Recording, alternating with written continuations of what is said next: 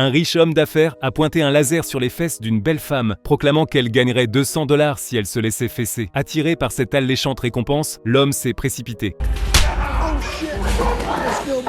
Le groupe a quitté le bar en riant, savourant encore l'excitation du moment. Alors que Craig s'apprêtait à les quitter, un homme costaud l'a poursuivi. L'homme a attrapé Craig, l'accusant d'avoir osé importuner sa femme. Cependant, le riche homme d'affaires a proposé un pari de 500 $, défiant Craig de frapper l'homme costaud. Confiant, il a lancé un coup de poing.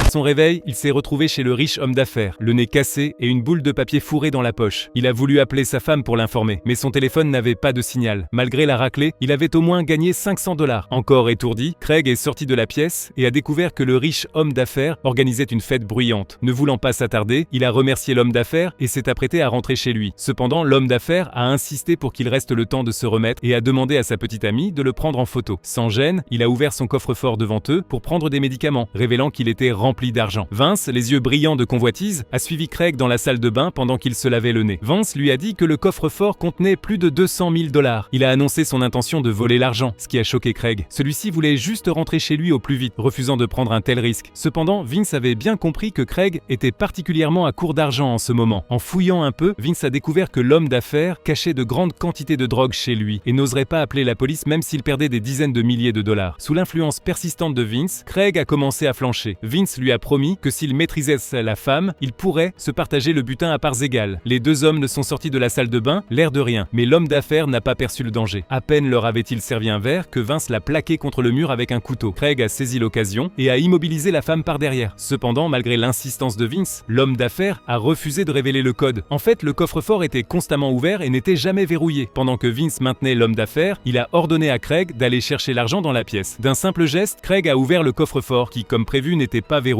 À la vue de tout cet argent, il est resté figé sur place. Jamais de sa vie il n'avait vu autant d'argent. Il s'est empressé de vider 2 boîtes et d'y fourrer tout l'argent. Pensant avoir réussi leur coup, Vince a demandé les clés de la voiture et s'est dirigé dans la direction indiquée par l'homme d'affaires pour les trouver, mais il est tombé par hasard sur des photos de taekwondo.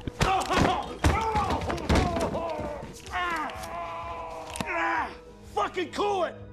Take a fucking moment!